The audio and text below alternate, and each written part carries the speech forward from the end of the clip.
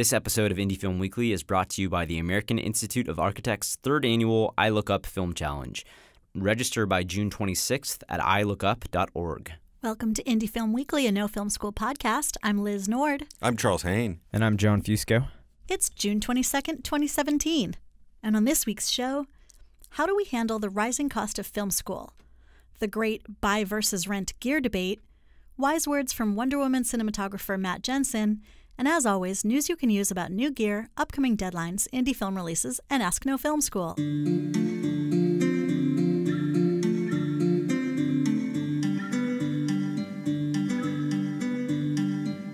Hi everybody, welcome to this week's show from downtown Brooklyn, New York, home of No Film School. As always, we're here to bring you everything you might have missed while you were busy making films. And this week marks the official beginning of summer! Woo!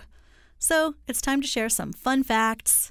Sound effect? Fun facts! About summer blockbusters. Now, we keep talking about the age of cinematic TV and yada yada yada, but it's really remarkable how seamlessly directors and DPs are going back and forth between different media in a way that was unheard of only a few years ago. And this year's heavy hitters drive the point home. I interviewed Matt Jensen, the DP of Wonder Woman, earlier this week, which you'll hear more about later, and he shot all kinds of TV, from True Blood to Ray Donovan to Game of Thrones in recent years. IndieWire did a cool post this week called 8 TV Episodes by the People Behind 2017's Biggest Films, and it was fun to read about stories like how Tom McGrath of The Boss Baby got his start on one of my favorite 90s shows, Ren and Stimpy. Did you watch that one, Charles? I watched Ren and Stimpy. I haven't seen The Boss Baby yet. But Well, I think we're both outside of the demographic now. I'm always in the Alec Baldwin demographic. I'm just going to say that. Oh, fair enough. Or how M. Night Shyamalan's turn directing the first episode of Wayward Pines helped usher in his career rehab before this year's earlier film Split. Or perhaps the biggest jump, up-and-coming comedy writer Jordan Vogt Roberts leaping from the pilot episode of You're the Worst to helming Kong Skull Island. Now, summer also means that some of you are getting ready for film school in the fall, and many of you may be feeling the pain of not being able to afford that luxury. Our friends over at Filmmaker magazine published an article earlier this week addressing that very issue, titled Student Debt's Impact on Post-University Film Careers.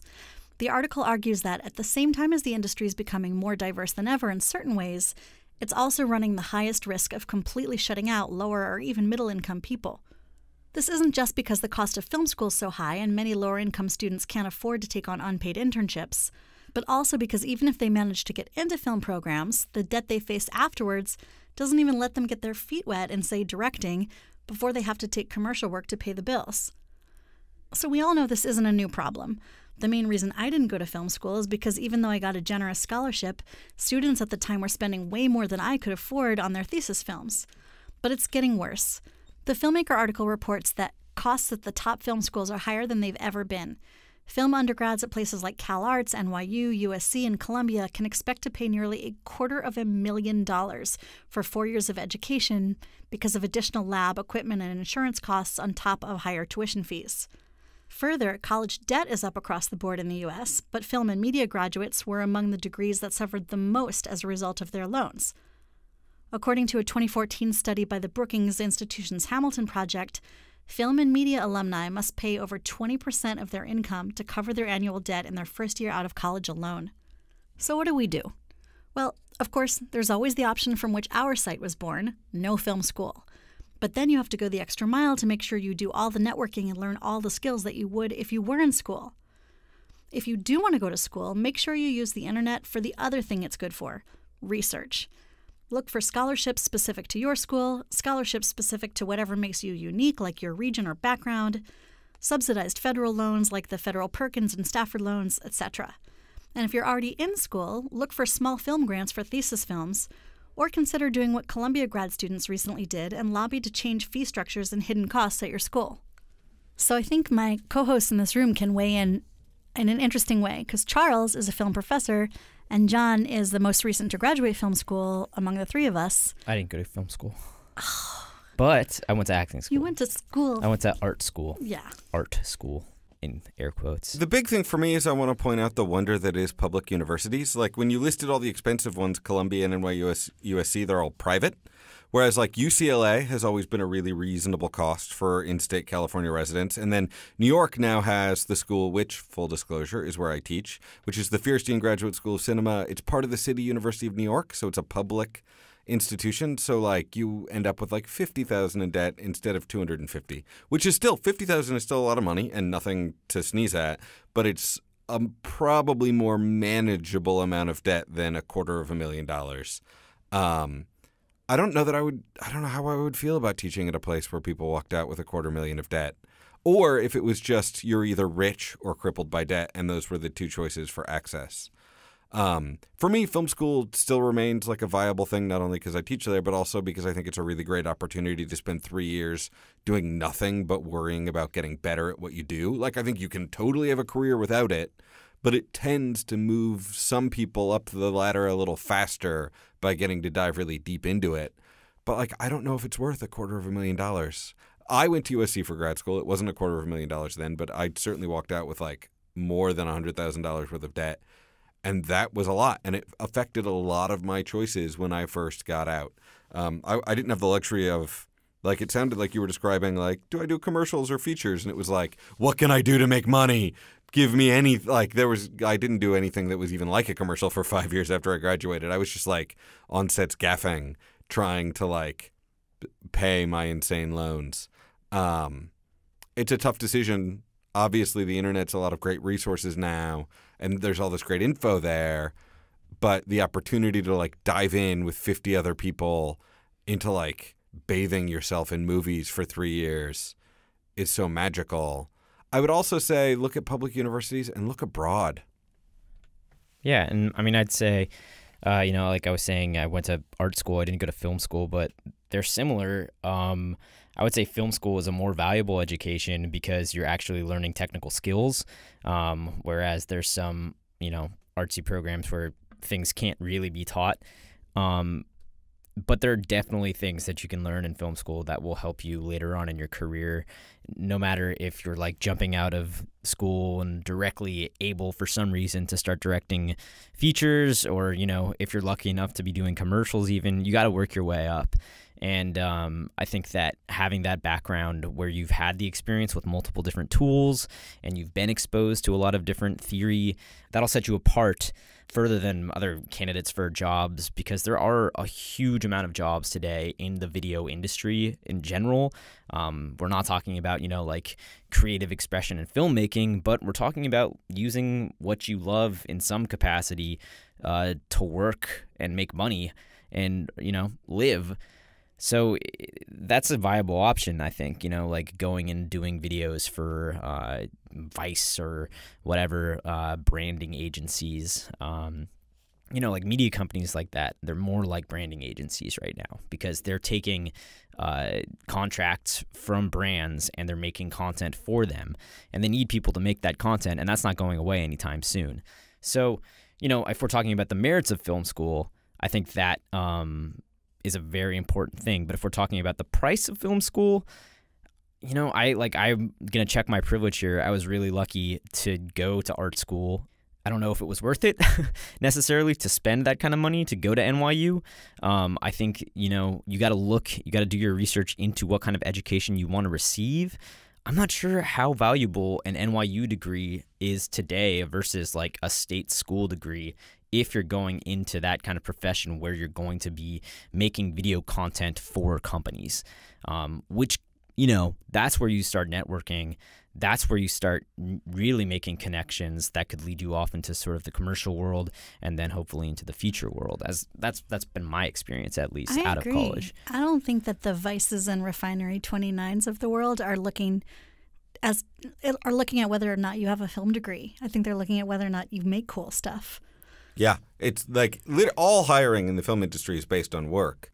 But I think it's an interesting point to remember that like there's way more work in the film industry than there was 20 years ago. There's like an explosion of being able to make a living making this stuff. So if you can make cool stuff, it doesn't matter where you learned how to make cool stuff, whether it was on the internet or whether it was in a school, there's so much work. The other thing for me is that it really goes back to knowing yourself.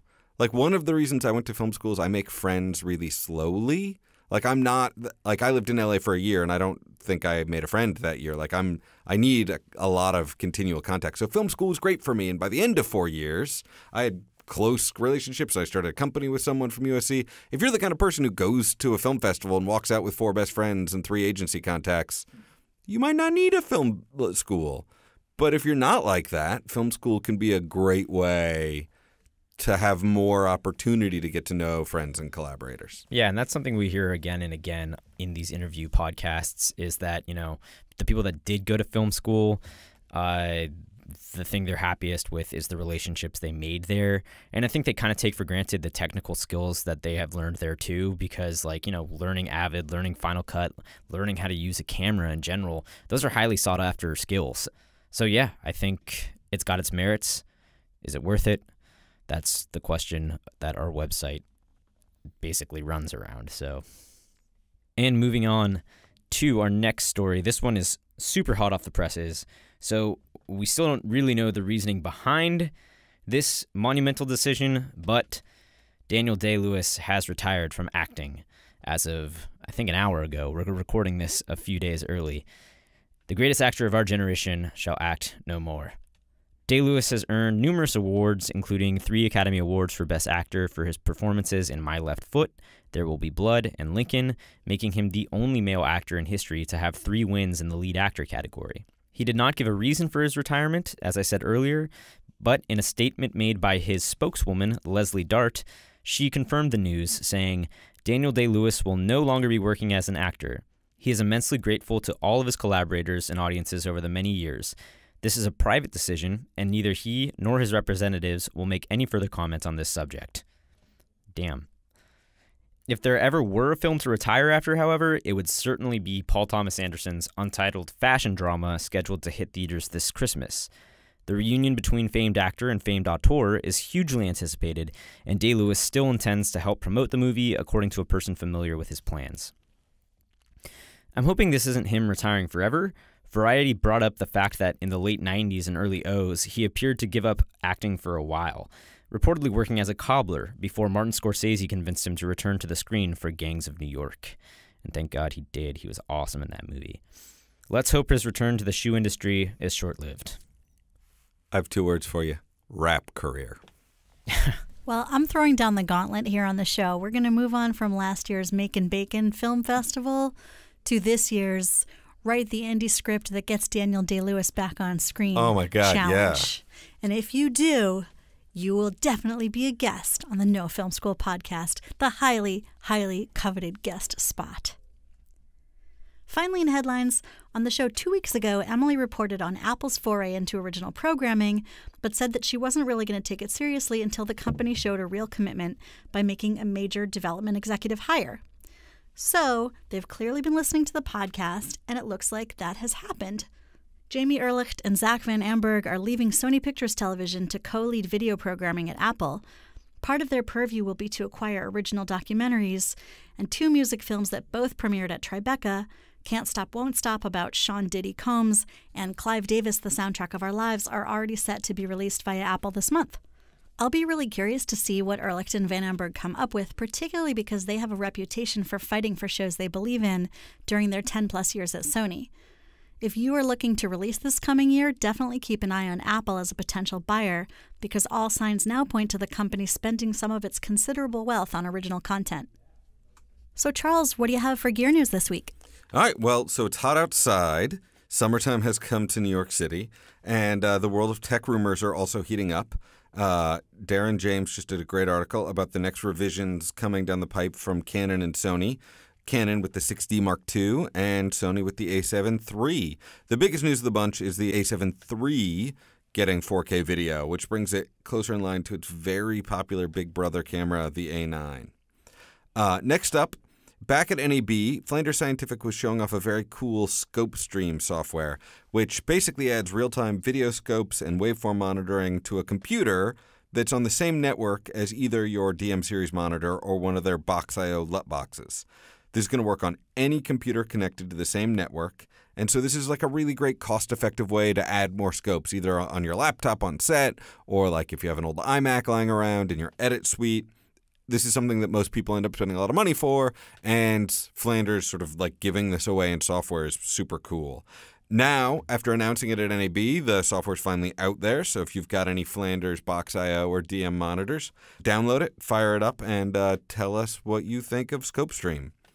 The last bit of gear news this week is a camera that shoots 5 trillion frames per second. Pew, pew, pew. Yeah.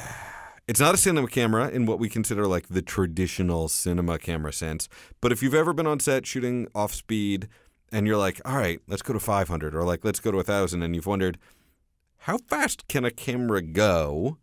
Currently, Swedish researchers have gotten to 5 trillion FPS. So you're not likely to see it in the next revision of the Phantom Flex. It's slow enough that you can watch photons of light move, and that's pretty darn cool. Thanks, Charles, and we'll be back with you after the break for Ask No Film School. This summer, the American Institute of Architects invites architects and filmmakers to collaborate on films for the 3rd annual I Look Up Film Challenge. Architects plant the seeds that blossom into stronger neighborhoods, towns, and cities.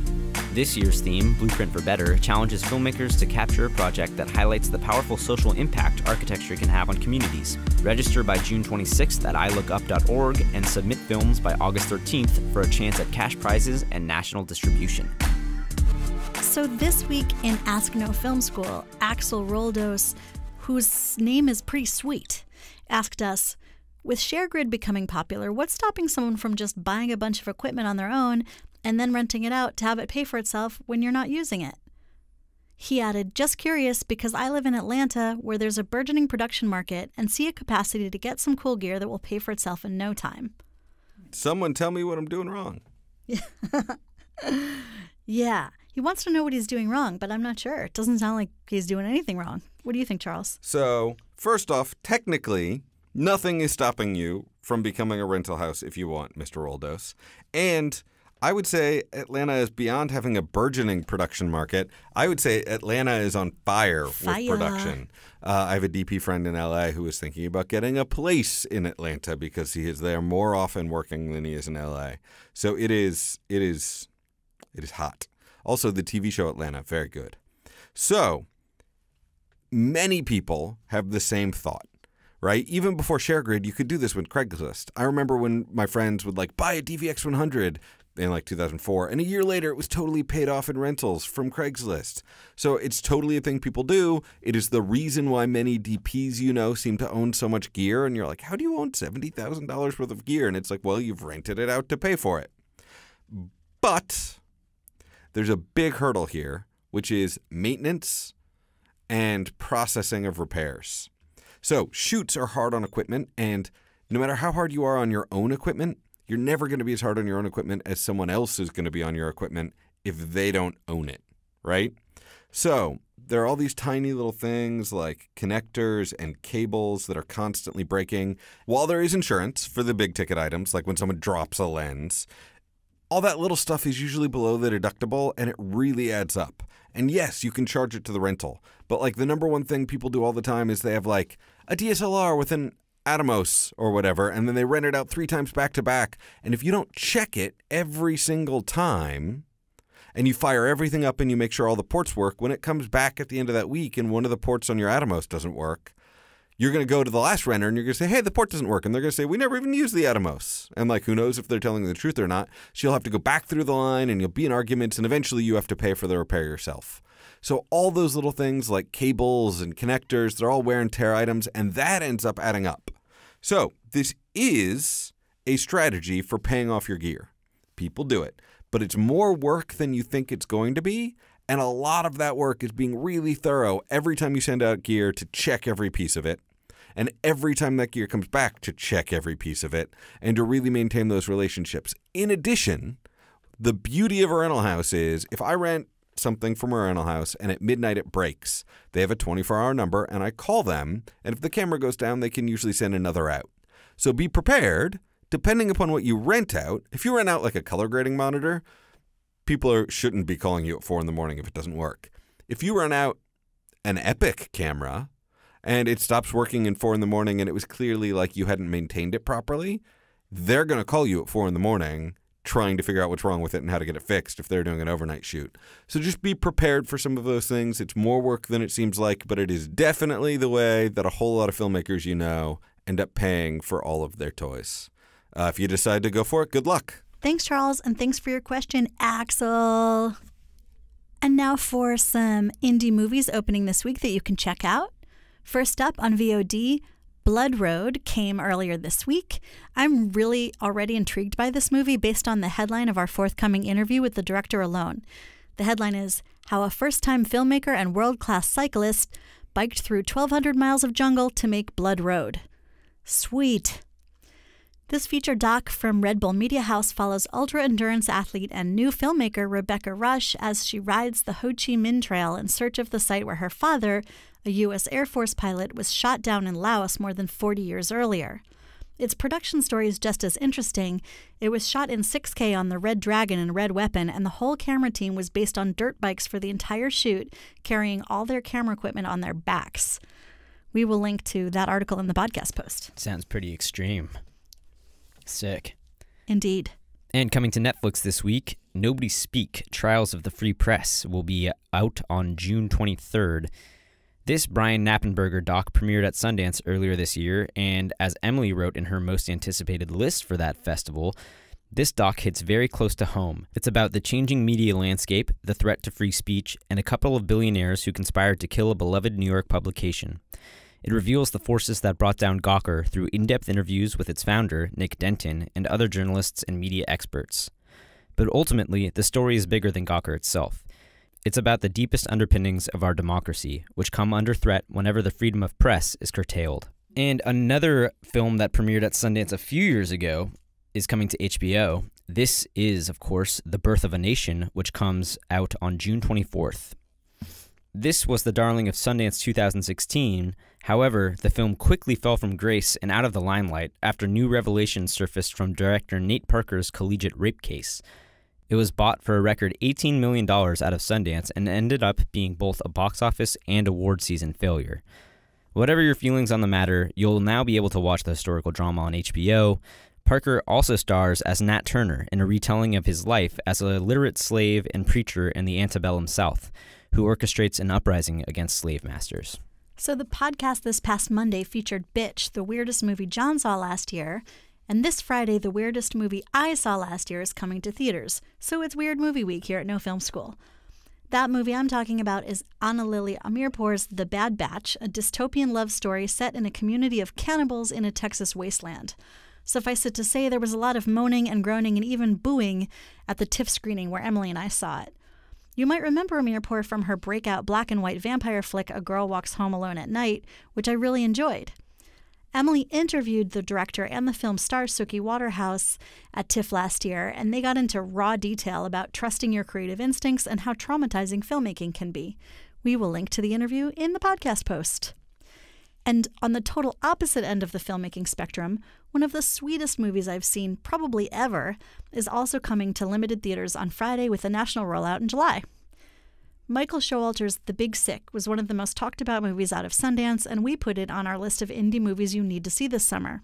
Pakistan-born comedian Kumail Nanjiani, who you might know from Silicon Valley, co-wrote and co-stars in the film, which is loosely based on his own cross-cultural love story with the woman who's now his wife. That woman also co-wrote the film, but in the film she's played by Zoe Kazan. A little confusing, but you get the idea. I'm hoping to have the real-life couple and co-writers Kumail Nanjiani and Emily V. Gordon on the podcast later this summer, so look out for that. All right, so up next we have grant deadlines. First up is the Screen Australia Documentary Development Grant. It's due June 16th. If you're looking to develop an Australian documentary or co-production, you could get up to $30,000 for development from Screen Australia. Screen Australia's documentary development program assists experienced documentary makers to achieve planned outcomes for the development of their projects. This could include further research, writing the next draft of a script or treatment, strategic shooting and or editing to attract marketplace development or production finance, or compiling a sizzle reel. On the other end of the globe, the Film London production finance market is coming up July 3rd. For those of you in Britain with some bigger budget projects, it coincides with the BFI London Film Festival. The PFM selects projects to meet potential investors for films with a budget over €1 million and has a parallel micro-market for films with budgets under that amount. The PFM will help you build new business relationships by meeting international sales companies and securing various forms of investment in companies and film projects. The micro-market for projects with budgets below €1 million is fully integrated with PFM, making it more far-reaching than ever before. And now on to some festival deadlines. The Cork Film Festival has their regular deadline on June 24th. This takes place in County Cork, Ireland, from November 10th to the 19th. It's an Academy Award and BAFTA qualifying festival, and it's one of Ireland's oldest festivals, as it's been running for 63 years. And Can we start doing a thing where we do the festivals in the accent of the festival? I thought the same thing. I mean, John is an actor, and I freaking love the Irish accent. I'm not going to get into it now, but I have a highly detailed process in how I make my accents. Anyways, on the same continent, the Leeds International Film Festival has a deadline of June 30th. That's their regular deadline. It takes place in, surprise, Leeds, from November 2nd to the 16th, 2017. It's also an Academy Award and BAFTA qualifying festival, and it presents 9 national and international competitions for short films, with total cash prizes of over $5,000. Last up is the St. Louis International Film Festival, whose regular deadline is June 30th. It takes place in beautiful St. Louis, Missouri from October 30th to November 12th, 2017. SLIF is an Academy sanctioning qualifying festival for both narrative and documentary short subjects. The festival is especially concerned with providing filmgoers in the St. Louis area the opportunity to see works that would otherwise never screen in St. Louis. It's definitely one to consider. St. Louis is a beautiful city. If you do end up getting in, you should go, and you should definitely go to Pizzioli. And every year they show the renowned porno SLIF. Doesn't that sound like a porno? Really? I was thinking it sounded more like a sea creature. Like, ooh, catch the SLIF. And now we're going to kick off the weekly Words of Wisdom. Yet again, I'm going to go with a post from Loretta Prevost, who posted the best things you can do for your DP career offset part 2 this week.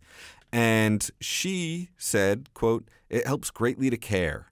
Podcast veteran Le Pen talked about feeling burnt out working on projects where the other crew members aren't invested.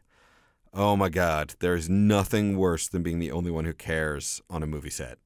I did a movie once where the director was like clearly over it. I have no idea why they were there, but I swear I'll never do that again. It's the worst feeling in the world when you care more than everybody else, but you have to care or else why bother doing it? And caring is like the base level required for the job. I like to do things I care about and working with others who care about it too. And it's such a great piece of advice and reminder. And that was Ariana Le Pen, who was on the podcast in a great episode about guerrilla filmmaking. So if you haven't heard that one, check it out. She's really good at her job. Yeah, and this is a really cool post. Again, we'll link to it in the podcast post this week. Loretta Prevost interviewed Le Pen and 3 other DPs about some of the things that you can do to further your DP career during your off times when you're not on sets. It's good stuff. Speaking of DPs, as I mentioned at the top of the show, I had one of my favorite interviews ever with Matt Jensen, who shot Wonder Woman on 35mm film, and he framed the difference between shooting for action films and dramatic films in a way I had never heard before. I will let you hear it from him directly. Here's Jensen from our phone call. It's a very interesting question. I think it's all the same skill set. I think you're always trying to communicate as effectively and as simply as possible whatever idea is driving the scene. So hopefully, even in an action sequence, you're trying to tell a story. And luckily, on Wonder Woman, this is, that's Patty's thing. I mean, she was always trying to move the character forward in a direction or move from point A to B in the story, even while we were enjoying all the action. So And in a drama, it's the same thing. You're trying to clue into what the characters are doing, what's going on emotionally, and and how the story is being advanced. And so, if you look at it in that way, fundamentally every shot should advance your agenda. So, in that sense, it's no different in the broad scope. But action sequences are so big and technical that a lot of times it requires a more removed approach.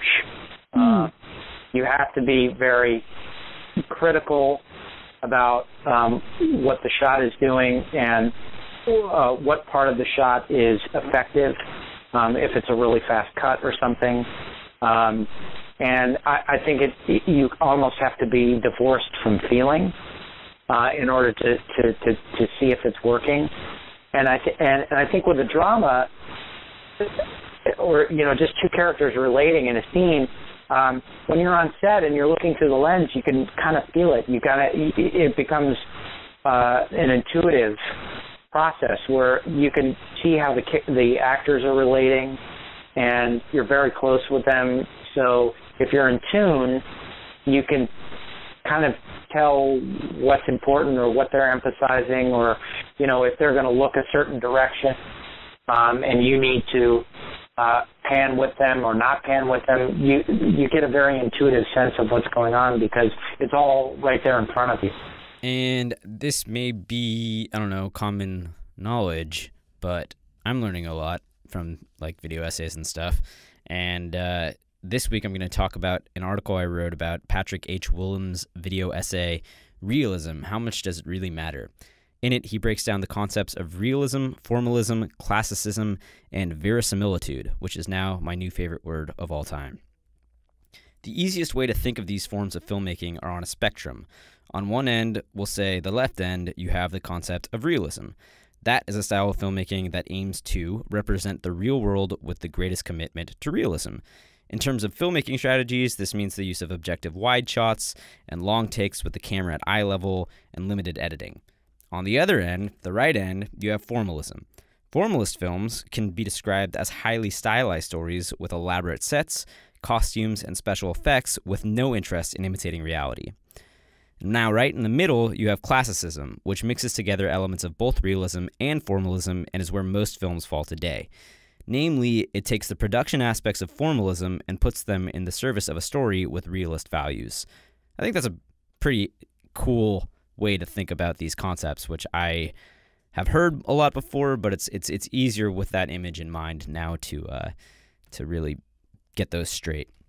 So formalism is obviously the risk or play when making a movie because, let's face it, movies grounded in reality are easy for audiences, marketers, and studios to understand. As a filmmaker, the thing you should be most concerned of, however, is verisimilitude. Willems describes this as a movie's inner truth. Now, this is key. A movie doesn't have to adhere to actual reality, but it must embrace its own concept of reality. So as a director, you're obliged to show your audience how the reality of your film and your world functions and the rules by which it operates. What matters, Willems points out, is maintaining verisimilitude and sticking to its own rules. Cool. I hope you all feel wiser now. I sure do. Now, you're probably familiar with one of the biggest global film events, the Cannes Film Festival, but there's another major event going on in that French seaside town this week, the Cannes Lions. Every year, over 10,000 people from 90 countries attend this festival for people in the advertising and communications fields, and I know that many of you are interested in commercial directing or shooting, so the Cannes Lions website is a great place to look at what the world's top agencies are doing now, particularly because you can see all the work nominated for the prestigious Cannes Lions Awards. And on that note, we want to give a shout out to Aina Abiodun, friend of No Film School and co-founder of the Story Code meetup here in New York. She won a Cannes Lion this year with her company Matter Unlimited for a short film they did about global maternal mortality. Congrats, Aina! Woo! Interesting.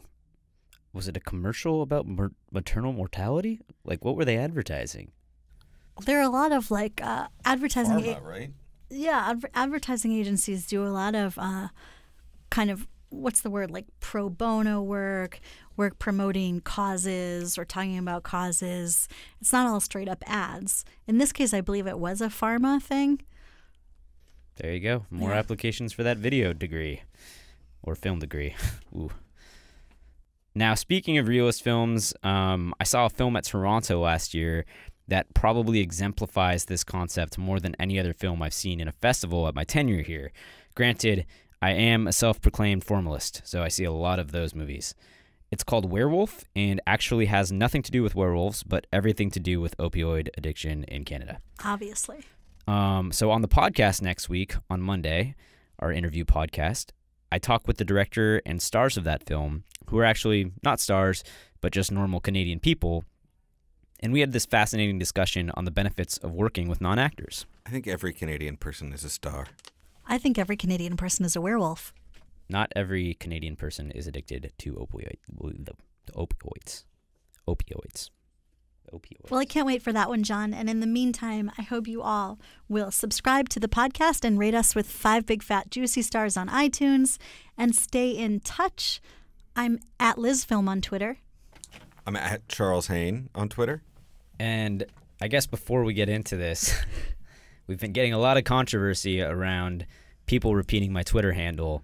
If you feel the need to weigh in on the debate, you can tweet at me at Jim_John_Jim. Jim. John.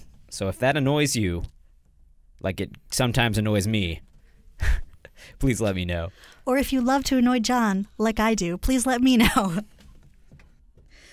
And you can read about everything we talked about on the podcast and all sorts of things about the craft of filmmaking at nofilmschool.com. And we're all on Twitter at nofilmschool. Happy summer, guys. See you next week.